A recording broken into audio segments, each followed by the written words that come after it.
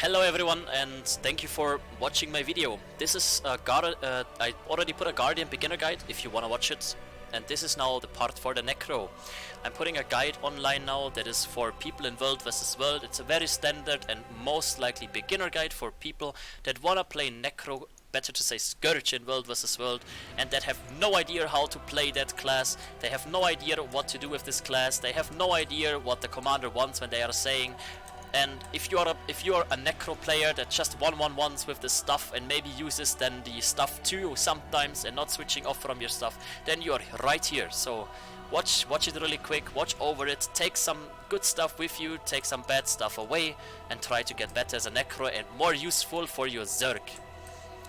This video will be without movement because I cannot make any movement recordings when I don't have a squad. It will follow in a few days when I have a squad in front of me. I already said to a few people that I want to make a video and people will support me there. So what we will begin with is the equipment here on my Necro at the moment. So basically what I have on my Necro here, I don't have a full gear here at the moment because my gear is somewhere in Uganda. This Necro at the moment is with Sele gear and with grieving weapons. So basically it is a hybrid build in this part. It has a bit more sustain, it has a bit of a condi damage, it has a bit of direct damage and a bit of more HP. It is a build like Sele grieving you can always run in World vs World. Currently I would say you're going for a power gear. If you go for example on WvW.org, or you're going on my Discord and you're checking the builds out there, that is the current Necro build for power. It is a mix between Berserker, Marauder, Cavalier and Valkyrie stats. So you have vitality, you have power damage, you have a bit of toughness that you're getting up a bit more toughness because you have to go into the 900 range, so it's better if you have a bit of toughness, better than you're just dying instantly, so I recommend it. And it has a lot of crit with it, enough crit at the end with the Marauder gear, and the Valkyrie stats are just helping out with the vitality at the end. You have a lot of vitality anyway as a Necro, so that is basically the gear that you should go for. When anything is unclear, you guys can always ask me on Discord too and just speak with me there, there's no problem. I love to interact with people. So let's go over the traits really quick. At the moment I'm running stuff. So there are several ways in World vs World as a Necro. You can run 4 weapons. At that point you can run, for example, Axe, Focus and Scepter Dagger or Scepter Torch. That is something that is going for main corrupts. So you're having a lot of corrupts but you don't have your stuff. Since I know that a lot of beginners are running with stuff, I have the stuff here now prepared for you. And the stuff is also very useful if your Zerg and your commander likes to pirate ship and you wanna try range pressure. Because the stuff has 1200 range and you can do a lot of range control with it. But what people don't get is that you have to go away from the stuff to be useful at the end of the fight. Because I'm using Scepter and I wanna buff the Scepter 3, I'm using Curses. Curses are the traits where you are getting corrupts. So for example, you're starting with Plague Sending. Your first attack after entering Shroud transfers conditions.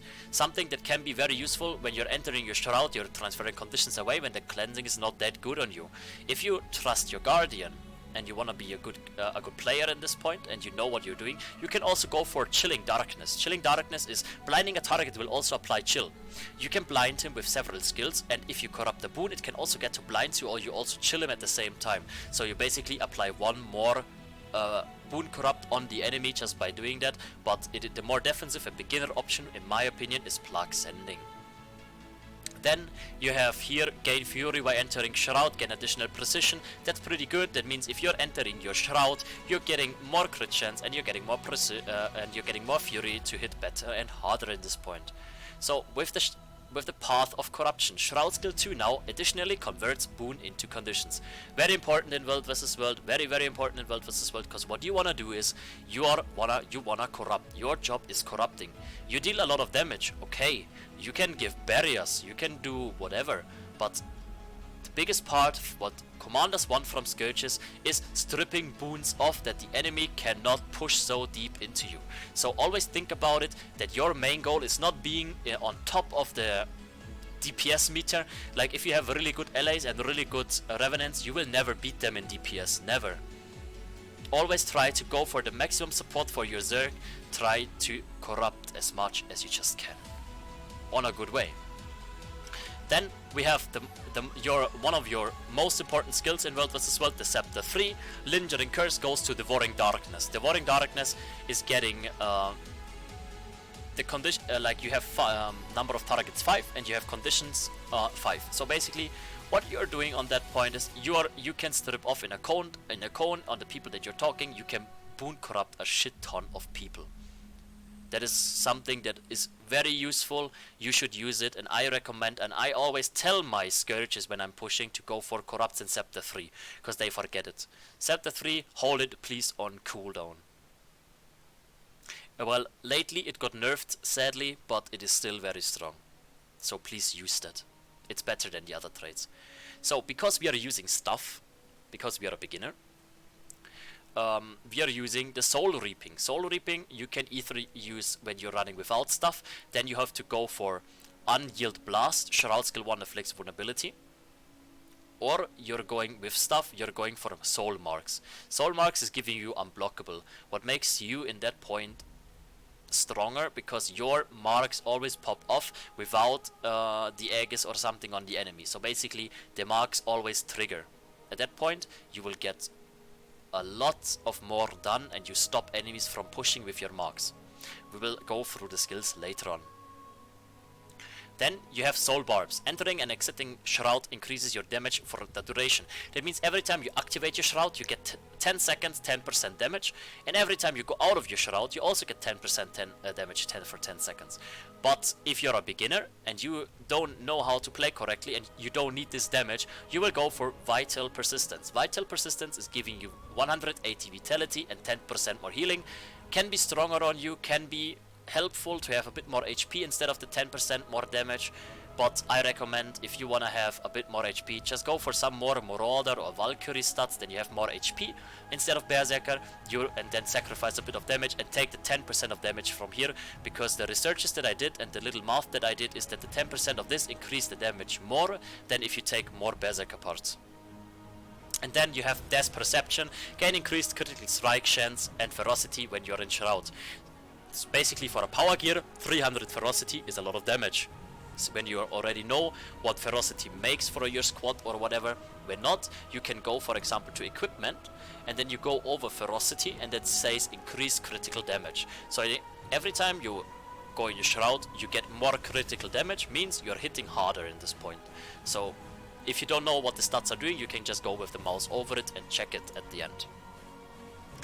There was a time you took Doomfire, but since it got nerfed, some people are not running it anymore and people don't want to run it anymore, and the ferocity is anyways better since we're running power stats at the moment. Even with Sele stats it is better, so please do that. Then we are running Scourge because we want to play Scourge. Don't play Reaper, don't play Core Necro. The commanders really want Scourges because Scourges are the AoE control of the Zergs. They can support the Zerg with their barriers and we need the Corrupts. A Reaper can be good in roaming, can be very good in small scale. Like White Said Rich showed me today, it can be also good if you're training your opponent really hard in the face. But at the end a Scourge is better for the Zerg, and in normal fights and also for beginners, please learn to play Scourge, okay? So about the traits about Scourge, you have Abrasive Grit. Grant an ally barrier, removes condition afflicting them, and grant might. So basically you give might, you remove conditions. That is pretty good for you, something that is good for the party. If you don't want to be like party reliant, you can also go for gain life force when you inflict burning and remove remove or corrupt a boon. You can use that especially when you go for 4 weapons instead of stuff, but I recommend Abrasive Grit as a normal standard thing. Well, there was a time we were using this year. It was the Herald of Sorrow was called normally before different. It was called very different, and it was a very good skill for us. It was something that I started really hard crying. And now it is Harbinger Shroud. Harbinger Shroud can be very strong. The problem with Harbinger Shroud is it is detonating after a short duration. This detonation is for World vs. World too long. At that point when you're putting that down, you have to predict it either really well, or the enemies are out of your Harbinger Shroud already. Please don't use it anymore, it makes no sense. Every time I see that as a commander in World vs. World, that people are using that, I just move this, and then it is over for them, and then the damage is gone. So please don't use the Harbinger Shroud. It is not worth it, even when it has a lot of barriers and everything else. Sadly, it is not usable for us anymore. Earlier there was, for example, also a corrupt on it for us. We lost this corrupt. So we are using at the moment Sadistic Searing. Sadistic Searing is punish skills, gain reduced recharge, and cause your next attack manifest shade to inflict burning on foes near it. So basically what we are using now is that we are using the Sadistic Searing as a buff, summoning your next Sentient inflict burning on nearby foes. Basically you're then hitting for 4 seconds for 1100 in damage. Don't know how it is, as much it is if when you put toughness and everything away, but it is like it is, okay? This is way better. If you play support Scourge, you can also go for Desert Empowerment, because every time you manifest Sunshade, you're putting that on your melee train, you barrier your melee train. Can be something that can be useful if you're playing support Scourge. There is a build for it. But normally support Scourges fuck up all the time and just portal you into bombs, so I don't know. Sadistic Searing should be the go-to. And in World vs. World we are using Sand 7 because we want to go for big shades. We don't want the little shades. So it also got nerfed really hard, but still the Sand 7 is the best to control the range. So you go for the 900 range big shade to hit 5 targets. Please. Okay.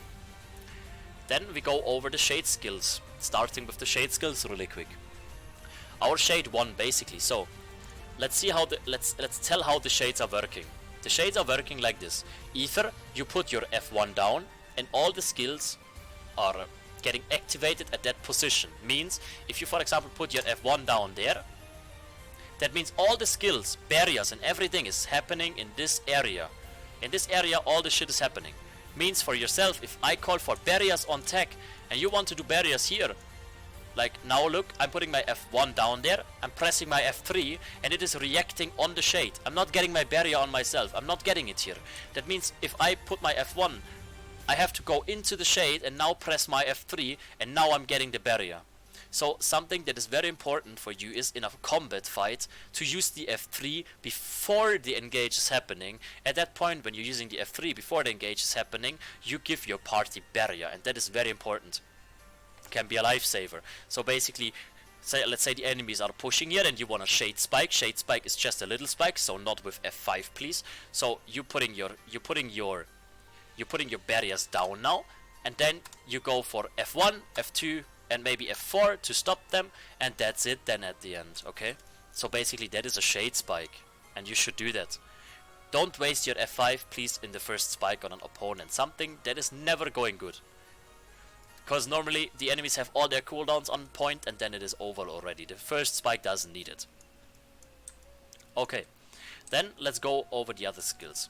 We have the F2. The F2 is our Boom Corrupt. The F3 is our Sand Cascade for our barrier. The F4 is a Fear, that means a CC. And the F5 is our Shroud, that is dealing a lot of damage and is pulsing. What a lot of people don't know is, for example, if you put your F1 down, I'm hitting just the one golem now, and I'm putting my F5 now here. So I'm hitting the golem, and I see the enemies are moving. I reposition my shade now, and now the shade keeps pulsing on the new position. A lot of people think they have to stay on this position then because the pulsing would stop. No, that's not correct. The pulsing is moving with it at that point. So you can reposition your shade at that point, and then you can deal damage on the new position. So you can basically see where they are going and then bump the second position a second time. So you reposition your shade, but care about it. You just have 3 shades before you're going on a huge cooldown, guys. So think about what you're doing. And that's why also power is at the moment the go-to, because you have a long cooldown on your F1. Means you have like 3 spikes and then it's over. So it's better to do 3 massive spikes instead of 3 okay-ish spikes.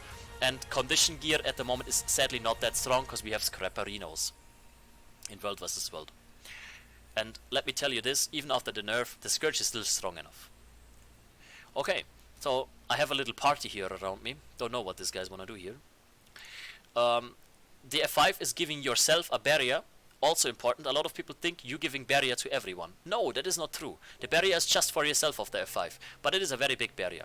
And it is pulsing 7 times, and it is corrupting. So basically, you corrupt enemies, you deal a lot of damage to enemies, one of your key goals to deal damage, and sorry, you're buffing yourself with Fury and barriers. But please don't think that you are using that to buff your party. I saw it from several people dropping their F5 already on their own squad because they wanna boon them, and they wanna give them fury and they wanna give them barriers. That is just for you, okay?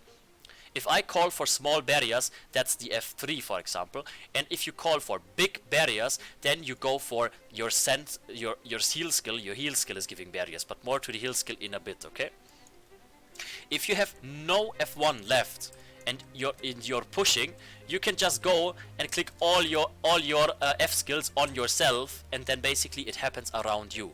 So you can decide it in two ways. Either you're pushing with the tag and you're bombing around you without dropping the F1, or you are staying on range, and if you're staying on range, you're bombing from the range. That means you're dropping your shade and then you're hitting all your F skills on that time, okay?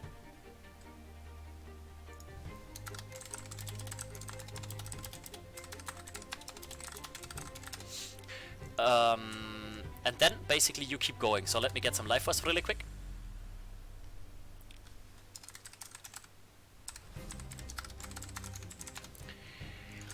Okay, so let's let the golems respawn really quick. Then we go over the marks really quick.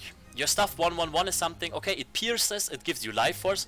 It is important in that point, like, if you can keep that 111ing up, first, you're holding the enemies in combat. Something that is very important, hold the enemies in combat. They move slower then. So if they want to push you, they either need to get out of combat really quick and give super speed, or they just push you on that and they are slower. It can be very, very dangerous when an opponent gets out of combat and super speed fights into you. That can be so fucking fast. I had to learn that sometimes, for example against Kill, I learned it from Whiteside Ridge. Best pulled back for a second, they came back and they instantly pushed into us with a massive speed on them. And that can be so quick that you just get overrolled. So try to keep the enemies always in combat. For example, your Mark II is a mark with no cooldown, giving regeneration to you and your party, and is giving bleeding out to enemies, and it has just 4 seconds, so you can just, if the enemies are in range, just put your symbol 2 always down. You're giving regeneration to that position for people, and you're giving bleeding out, so people are staying in combat. Something that can be very useful, and it has no cooldown, so just keep spamming it at that point. Also, if enemies are going invisible or something, you can just put your stuff 2 there. So the stuff 3 is a chill and poison. First, poison, less heal on yourself, on the opponent, means all their healing is reduced by 33%, means when you're poisoning them, the bomb is coming, the 33% is just, it is not, like, let's say you're healing 100k, let's say really big, 100,000 you're healing, let's say 333 of 1,000 of this, like 33,000 of this healing are gone. This is like what is gone. That means there is a lot of healing missing, so you need to cleanse this. So you force the enemy guardians to react and cleanse their party just by using poison. Poison can be very, very strong. And on the second point, it is chilling, so everyone is very, very... I have a really big party here, I'm sorry. Everyone is slowed. Also very dangerous to get pulled and get damaged then.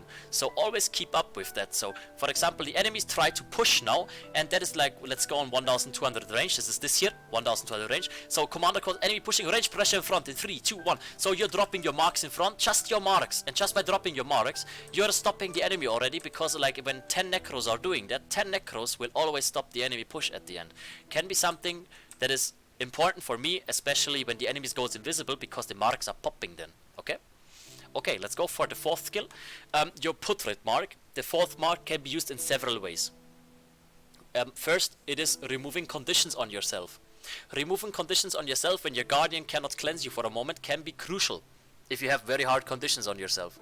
So use it wisely on that point. On the second point, it is like this. The skill is insane amount of damage.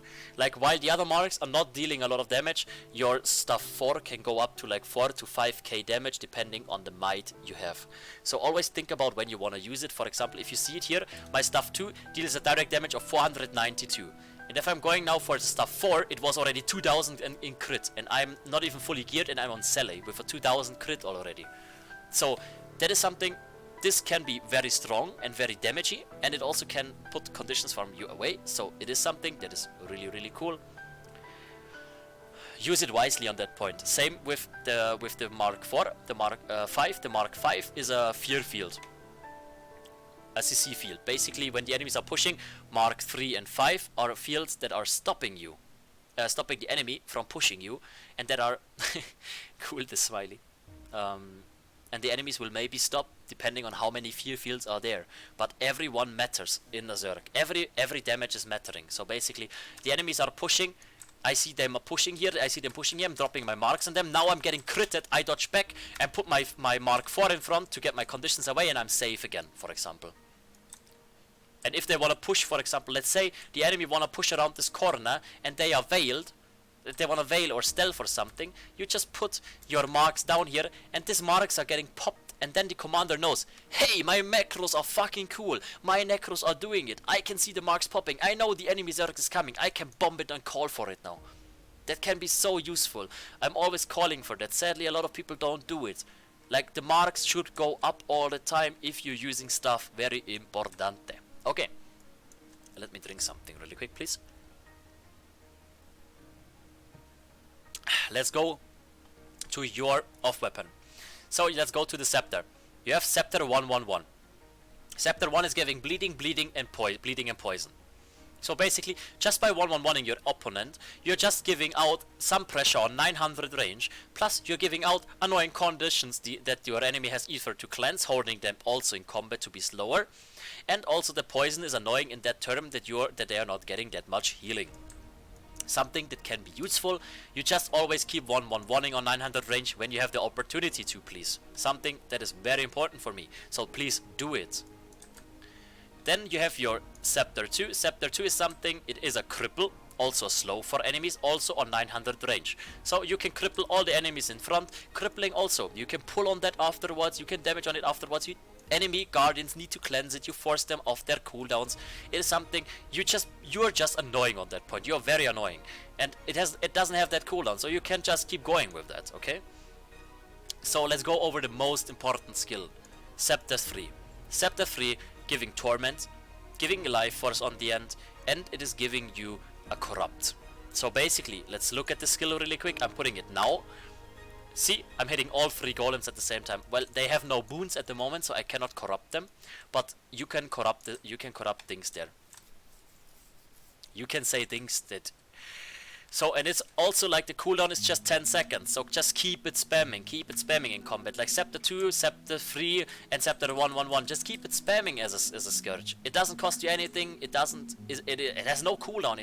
It is really reliant that you are doing that as a damage dealer. Always deal damage for the commander, and always think ahead what the commander wants to do, that you know what the commander is doing, and then on top of that, you exactly can do what the commander wants, and always keep damaging, that the enemies are being in combat, that you keep pressure on, and also don't use your cooldowns before you know you will 100% hit, okay? But you can still keep going with these low cooldown skills. I'm having a dagger at the moment with me. With dagger 5, you can also AoE corrupt now. In my opinion, dagger 5 is a must right now, because we got nerfed and corrupt, so you're getting 1 corrupt more. The problem on this field is it is very, very, very slow, and it has a huge cooldown. So basically, what I have with me here is several other skills, other weapons. You can use also a focus. The problem is you cannot trade it with stuff. You need to use spite then. Or you're taking a torch with you. Like sometimes I'm doing it like this. I'm in combat. I cannot change weapon now. Fuck. Let's do it again. I hope it works now. I'm still in combat. Okay. Well, the torch is a damage in front of you. It is a cone in front of you, and it is a knockdown. So you can decide to go either for that or that. I like to go for both of them. It is all depending on what is going on. But I like the torch more because you have a cleave damage for down stats, and the dagger is not that much hittable at the moment, since the dagger is also not that strong in my opinion, because it is so slow by coming down. I'm not sure, you have to predict it really well. I recommend for beginners to run Scepter and Torch, because you give burning out, you can do knockdowns and everything. It is something that can be good. Sadly, the Torch got nerfed a bit, but it is fine. You can also run a torch with a torch, or you can run a focus. Focus is also stripping. The focus can be very, very strong. Like, I will open it really quick in the skills, because I cannot open my other stuff.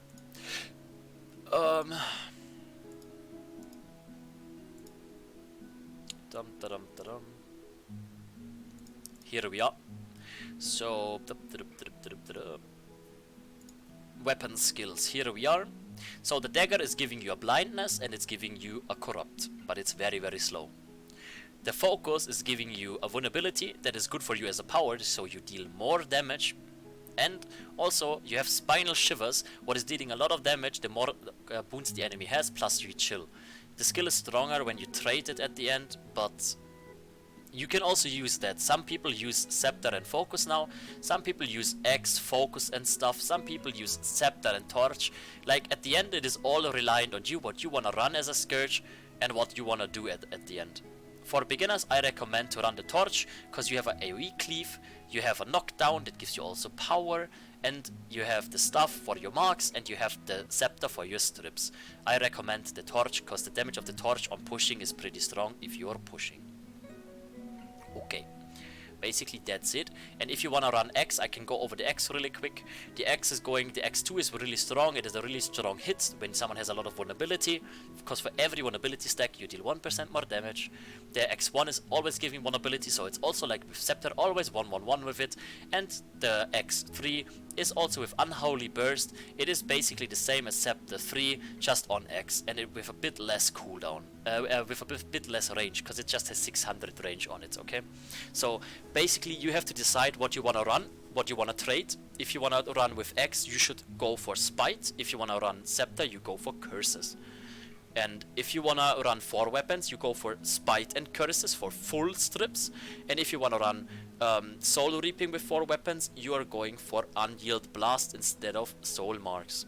So it's all depending on what you want to do and what you want to trade. Scourge can be played in thousands of different ways, and it's all depending on what you want. So okay, let's go through our utility skills.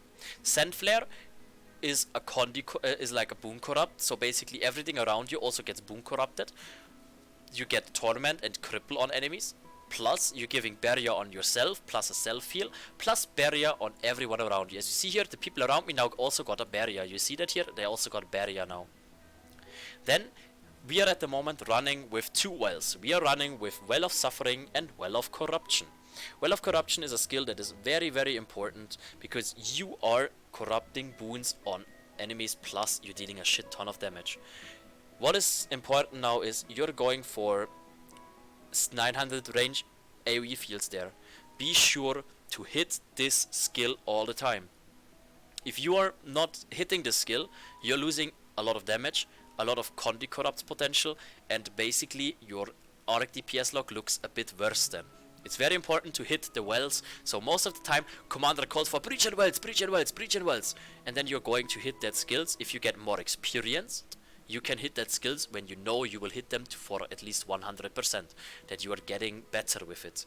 So gather experience and gather more and more and more, die a few times and learn how to play aggressive. That's the way how you play Scourge. Always play aggressive. That's why you have also such a big life pool, and that's why using some Cavalier stats in your gear. So the Well of Suffering is giving vulnerability out to people, so, and it's also combo field dark, both of them, and the Well of Corruption is corrupting boons. So basically I will show you that really quick. So these are both of the wells. Both have, one has 30, one has 40 seconds cooldown. It hits 6 times, it is damaging, plus is giving vulnerability, that means they are getting more damage, plus it's corrupting boons. Means, for example, if enemies are pushing you and they are standing on that area where this damage is going, they are losing all their boons, especially when they are, for example, also getting a bubble in their face then afterwards. So both wells are pretty good, both wells are needed. If you are a beginner and you don't know how to position your your wells too good, and you don't know how to position yourself really well, you can also use, there is a teleport on Scourge. I need to get outfight to use it. Here it is, the Sense Well. It is also a boon corrupt, it is giving barrier, and you can portal for 900 range. It is a skill, it can be used, it is a skill that can be very, very useful. For you to reposition, it can be also used aggressively for just going forward and bombing into the enemies and porting back again with the sense well. The thing with it is, both wells are better when you know how to position yourself. If you don't know how to position yourself too well, use the sense well plus plus the Trail of Anguish. I will go through that skill later, to have 2 utility skills to defend yourself on that point and just to reposition yourself and get yourself up again. If you're not having that, basically, when I started using both wells instead of one, I felt a bit slow and a bit more clunky because I couldn't portal anymore. So it is something that you have to learn over time, but if you're a beginner, it's always good to use Sensewell from the beginning, or you can also use, for example, Spectral Armor for a stun break if you really need that, but I don't recommend it. I really don't recommend it. You can use it, but you should not, okay? Then we have Trail of Anguish, something when I say, hey guys, that is very important, use that skill. When my Necros say, my Guardian is not giving me stability, I cannot do something, I cannot break stun me. When my Necros tell them, I just wanna throw brickstones at them. Basically, with Trail of Anguish, you have a stun break, you have a boon corrupt, you're giving swiftness and you're giving stability, and everyone who is running in your Trail of Anguish also gets stability from your party. So basically, look, if I'm running that here now, and I'm running over these people now, and these people would run into it, they also get swiftness and stability. You see that? So basically, if you're pushing forward and you're putting the Trail of Anguish, you're allowing your Zerg to run in this shit while the enemies are getting corrupted and burned. Your party is getting swiftness and your party is getting stability, so your party can keep going, pushing forward, and you're stun breaking your own. That means you have a chance to deal damage on your own even when your Guardian is trash. So I don't want to hear any crying or something from people about that. That is very important. I love this skill. This skill is very usable and you guys have to use that. Like, let's say the enemy is, let's say it like here, the enemy is pushing through this choke now, and I call for, we're pushing against them in 3, 2, 1. I'm dropping now my Trail of Anguish and dodging forward, turning around, and now I'm bombing backwards on them. I'm standing behind them now and I'm dropping on them damage. So through this Trail of Anguish that I just put down on that way, my people could follow, dodge through, because they are also getting stability and stun breaks and swiftness, and the enemy Zerg would end up here and I could bomb them from behind.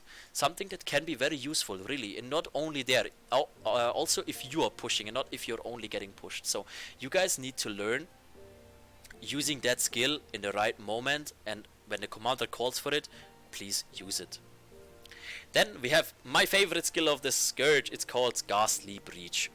It's your elite skill. Your elite skill is doing a lot of stuff at the same time. First, it's damaging 5 times. Like you've already seen, your wells, your F5, your breach now, all that skills are hitting at least 5 to 7 times. Means you have to hit your skills because they are pulsing. Means the more damage you do, the better you position your skills and the better you time them, right? So basically what you want to go for is that you're hitting the most out of it, that the enemies are standing in it.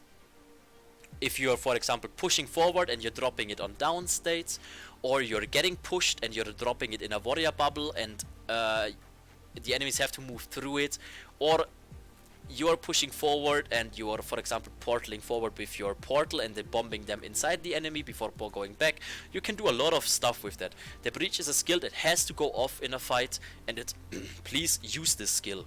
And if you cannot get it off, you just use Trail of Anguish before and then use it, and you will always get it off, always. So let's reread it really quick. It is a breach in the realm of torment of a brief time, granting might to allies and slowing enemies. Convert a boon on enemies into torment and cripple each pulse. So every time an enemy is standing in that, it gets crippled and tormented. Plus you giving might out, plus the enemies are getting slowed per pulse for 2 seconds, and that is slow in World vs World. It's very hard. Means the guardians have to react. Have the enemy's guardian sleeping, then they are done basically, right? So use this skill. And you also give out burning. On top of that, you also convert 1 boon into a condition. That means a total 5 boons per person. Means if the people are standing inside of it, you can corrupt 25 boons with at the maximum on it. So it's pretty good, right? Also, on top of it, it's a dark field if some people wanna blast it. So let's watch at this skill really quick. Look, it is this golden skill here. People standing inside, they're getting a lot of damage done here. They're getting burning and slow, and they cannot move. Pretty good, and your damage is around you there. For example, let's say the enemies wanna push, for example, again through this choke here, and this time my commander decides we are dodging back. So my Zerg is bombing in front here, putting marks down. Now the enemies are pushing. I'm dropping my F1, F5. I'm dropping my wells when they are pushing through. And then they are pushing, they're bombing there. And then we decide to go for Scepter 3, then Scepter 2 maybe, dodge through the enemies and putting our breach here or something and dropping all our damage in this choke. Do you think if like 20 Necros are doing that on top of it, that the enemy Zerg is not stopping? Hell no. Like, you're killing every melee train if you're doing that. So important it is to drop all your skills. As a Necro, you always need to be in combat, you always need to play aggressive, you always need to drop your skills, and you always need to be very, very aware of what you're doing because you're going into the 900 range. Okay, let's go over the movement really quick, because not a lot of Necros don't understand how to move, I would say. So, let's say this is the triangle here. So 1200 range is there where my marks are. So let's say the enemies are staying there. Most Necros are staying back here. Look, my shade is not going forward. It means most of the enemies, especially the backline, is not getting hit by your shade. So basically you're not dealing damage. But the most Necros are just staying back here when the enemy, when I, for example, or any other one, any frontline is already here in front. So basically what happens is that you are not dealing damage, you're not giving barriers, you're not soaking up damage, because when you're in front you would also get a percentage of the damage that is dealt to the melee line, and you cannot deal damage or corrupt on your own. So basically you're useless for your Zerg. That's why you're going for some toughness and for more HP. So for example, when the commander calls for, we're going forward, step up, we're pushing forward in 3, 2, 1, pushing forward now, we're dropping our shade in front, spike in front, in 3, 2, 1, spike it in front now, and then we're going back, we're dropping our barriers, for example, we're going back. Now the enemies decide to push here, the commander says dodge out to the right side and drop your wells on their push, drop your wells on their push, and you're dropping your wells, you're dropping your F5, you're dropping your torch, you're dropping your scepter, you're bombing there. Then the enemies are going out of this, for example, to the other side and pushing, you're dropping your trail of ambush. Oh no, I'm getting CC'd, I'm dodging back, trail of ambush, breaching on their downstats, turning around, using my stuff skills again on them, using my F1 again, moving into my F1 this time because I won barrier myself, and then you're moving up all the time. So basically, as pirate ship on a Scourge, it is important for you to always go forward, damage, barrier, go back, go forward, damage, barrier, go back, go forward, damage, barrier, go back. When the commander calls for, we're going through in 3, 2, 1, you also go through. Your barrier, your stability, you go through, you turn around and you deal already damage again. Like, you don't need to wait until the commander calls for, hey, deal damage, Necro, wake up. No, hell no. Necros need to wake up on their own. Necros need to do damage all the time.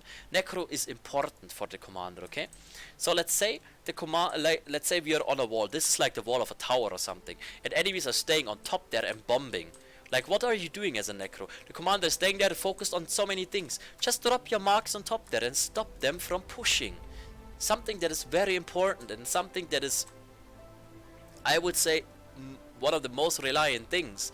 You need to just do that and drop your marks to stop them from casting at you.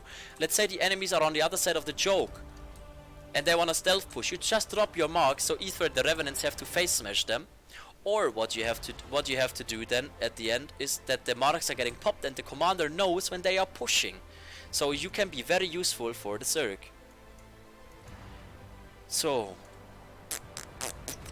I guess I'm through. Like, the last advice that I can give you on a Scourge is play the most aggressive you can do, and even when your melee train is not strong enough, just flank out from the side and bomb as hard as you can and stay alive. Get experience, and every time you're dying you will get better and you will get new ideas how to play Scourge, and you will get better in everything you're doing as a Scourge.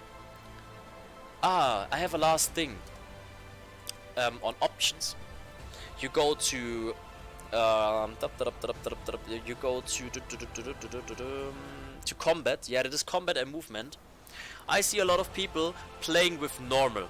Then you have to press your marks and your wells and everything 2 times to get them off. There is 2 ways to do it different. One is fast with range indicator. So basically you press your skill and then you go away from the button and your skill goes down. That is like the way you go for until you know the range and everything to go for instant. Instant is something that is very important at the end if you're good enough. Myself, I'm not good enough for it, so I'm always putting fast with range indicator so I know where to drop my damage and it's faster. Please never play with normal. Never, never, never, never, okay? Then, what I have on my neck, always on my necro is auto targeting. Means, if you auto target, if you use a skill with no targeted, the game will automatically select an appropriate target for you. So basically, even when you're not hitting, taking a target and you're not selecting a target on your own because you're a beginner, auto targeting helps you to just 1-1-1 with your scepter on 900 range and always hit someone. Please put that in as a beginner or also as a veteran or something if you're whatever, if you think you need it. I put it in because it helps me a lot to permanent deal damage and permanent be active. And what I also have is lock ground target at maximum range. The ground target marker will be repositioned itself to be at maximum skill range when placed out of range. So basically you can just put your shades or something deep into the air while running away and it will be always placed at 900 range behind or in front of you. For example, like you can see it here, I'm just dropping my shades now on top here in the air. You see that I'm dropping it in the air and now it is on max range here on 1200 range. So using that will help you to drop all your skills behind you. And one thing I also can tell you is use the free camera, please. Like, look at the free camera. When the Zerg of the enemy is now pushing you here, and the commander says, we are retreating for a moment, what you can do is you turn around your screen, you run forward, and you drop all your damage behind you. That the people cannot chase you. While dropping all this damage behind you, while walking this fast, this is the normal speed. A lot of people are just doing this here. And you will get caught. You will really get caught, okay? Something that is very, very important to do and something that is really good for you. Please use the free camera so you can walk with your character. You can turn everything around. And now the enemies are pushing, for example, you turn around, you turn the screen, you drop your damage behind you. And then, for example, commander calls out to the side and then you're bombing. But you always will move faster with this. There is just one thing you have to do different. When the commander calls for we are tanking, we are soaking, we are soaking, we are soaking, we are soaking, we are soaking, just hold it, hold it, hold it, drop out to the side and then bomb. You can always walk a bit backwards because the commander wants you to do it. So you have to decide what you want to do, but always move quick, quick, quick. And never run in front of a train like this when the commander is not asking for it. Either run away and drop the damage behind you, or wait for the right moment and drop out to the side and then damage on the side of them. Because all their damage will be in one line in front of you, so you can deal damage here and you will be alive at the end because all the damage will be gone like choo-choo, and then everything is good. I hope really that you like the guides. I hope that I could help you. It's one of my first guides, so don't be too mean with the comments or something. One of my first YouTube videos also. So I hope I could help you guys. And if you wanna see more guides, you can just hit me up on my streaming Discord. Come to my stream, hang out with me. I appreciate it a lot. Thank you for watching the video and have a good time. And see you guys on the battlefields.